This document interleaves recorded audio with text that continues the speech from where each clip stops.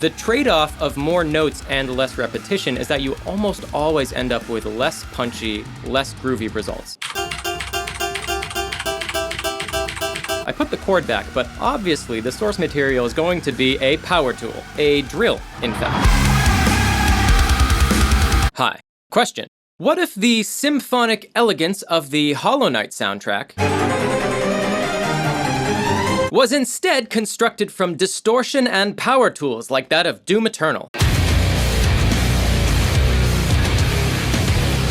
Well, now there's an answer, because I, Geoffrey Day, have created something that is in such contrast to the original soundtrack that your little knight would just chainsaw insta-kill the Hollow Knight and then angry stare so hard at the radiance that it would peace out. Roll credits. You can use the timestamp below to skip to the final product. And it makes me sad, but I know you will anyway. I'm happy to say that our favorite talented artist, Kina, is the mastermind behind this thumbnail, and she spun it up so fast. Her links are in the description. Go give her a follow, won't you? I can hear some of you asking, Geoffrey, why do Hollow Knight right now? Why not do Metroid, or God of War, or Undertale? It's because I have all of these suggestions in a big long list, and I will eventually get to everything as long as you don't get tired of these covers. To each and every lone commenter, I have not forgotten about you. Okay, Hollow Knight. I swear there is so much talent coming out of Australia, because Hollow Knight's composer is Mick Gordon's neighbor, nationally speaking. I want to know more about this guy, come on.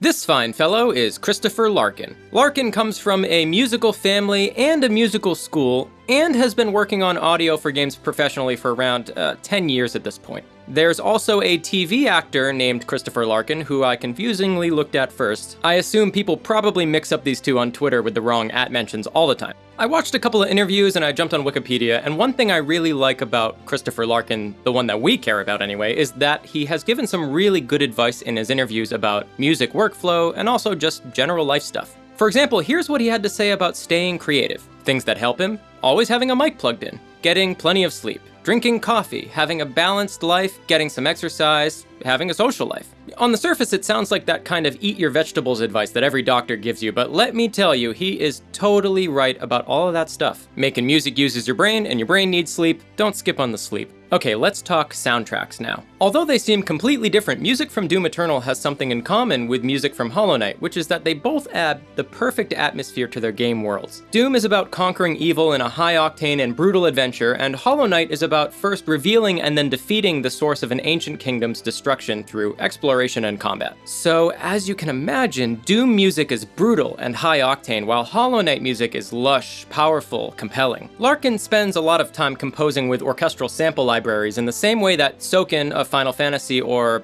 Alex Rowe of Grime does. Music made this way is often piano-centric in nature, that is, the ideas start with hands or a mouse on the piano. Mick Gordon, being a guitar player, has mentioned that he's sketched out many ideas for Doom on guitar. If you've played that every award-winning indie game Hades, you'll notice that the guitar-first influence in that soundtrack's writing is everywhere, since Darren Korb is a guitar player himself. You'd be surprised how structurally different piano-first soundtracks and guitar-first soundtracks can be. The biggest thing I've found is that piano-first orchestral scores are more varied and more melodic than guitar-first writing. This means piano-first scores often have less repetition, more key modulation, and more notes being played simultaneously than guitar-first pieces. The trade-off of more notes and less repetition is that you almost always end up with less punchy, less groovy results. It'll make you think, wow, this is interesting to listen to, but not, this makes me want to get up out of my chair and make moves. Or perhaps punch the icon of sin in its big stupid face like Doom Eternal does. So I think this will be my challenge today. How can we take a piano-first score like Larkin's Hollow Knight, which is rich with melodies and harmonies, and turn it into something closer to a guitar-first cybernetic heavy metal battle for the ultimate fate of insect kind? I don't know either. Okay, let's get into it. I got some requests for Hornet's battle theme, and I liked it, but then I found this one. Oh my goodness, this thing is exactly what I want. It's an Argent Waltz. And it's weird, I couldn't find a ton of metal covers online for Mantis Lords. So I guess I'm coming for you, Falcone. Falcon? Falk one. It's just you and me, buddy. So I've got an arrangement here which I sketched out by ear on the piano roll. That makes it easier to copy and paste the melodies later once I'm done doing the synth design.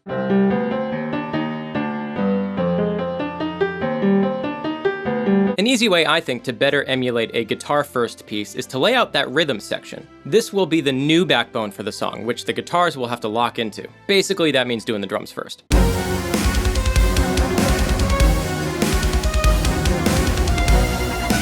Adding the guitar parts and all that stuff, it's gonna be fun, but I want to focus on some sound design things for this video. 'Cause why not, right? The first thing I worked on was this ugly chords stab part, which sounds like this.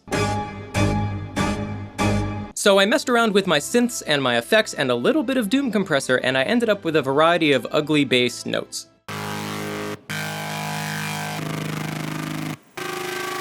Those stabs are actually a chord in the original song, so I put the chord back, but obviously the source material is going to be a power tool. A drill, in fact.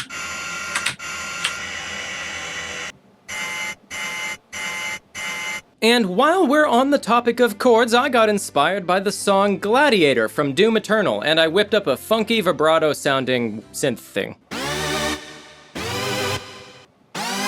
This is my first time using Vital, actually, and so far it's really cool. The interface is sweet. Mantis Lords has a harpsichord playing the main melody, so I thought, how cool would it be to mangle up a harpsichord?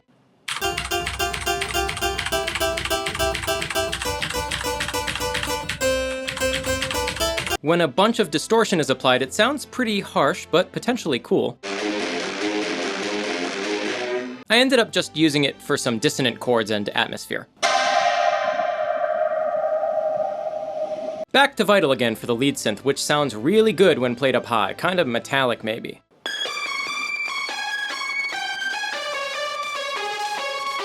For this, I want a whole section in the song to be electronic, kind of like what I did with my cover of Chippin' In from Cyberpunk. So that means new kicks, new snares, new hats.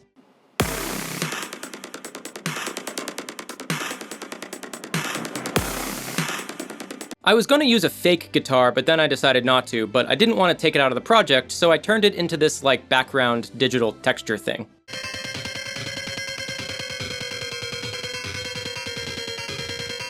Oh, and before I forget, I think I stumbled on a workflow I'm going to use for a lot of sound design. I was making a simple rising tone to add some tension, and when my first pass wasn't working, I swapped in Ableton's Operator. It's a simple stock synthesizer plugin. And now the riser sounds super cool.